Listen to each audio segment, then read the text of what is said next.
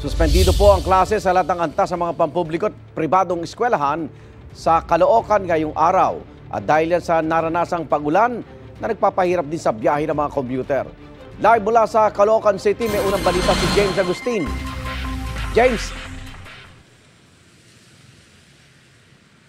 Igang, good morning. Hanggang sa mga oras na ito ay pabugso-bugsong pagulan yung nararanasan. Kumisan po ay mahina, kumisan naman ay lumalakas dito sa lungsod ng Caloocan.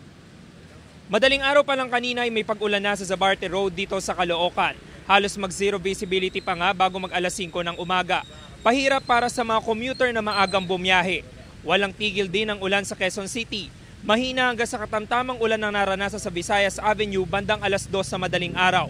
Mas malakas ang ulan sa Elliptical Road, kaya nagme-menor ang mga sasakyan. Sa Quezon Avenue may punto pang halos mag-zero visibility sa kalsada. Ganyan din ang sitwasyon sa southbound lane ng EDSA. Samantala, Igan, balik dito sa Caloocan, kanina madaling araw may baha po sa bahaging ito ng Zabarte Road na nakikita nyo, pero naging pahirapan yung pagdaan ng motorcycle riders kanina. Pero agad din naman po humupa yan at ngayong umaga ay nakakaranas pa rin ng pag-ulan, mahinang pag-ulan na lamang po dito sa lugar at mas mahina po ito kumpara kaninang madaling araw. Yan ang unang balita mula rito sa lungsod ng Caloocan. Ako po si James Agustin para sa GMA Integrated News.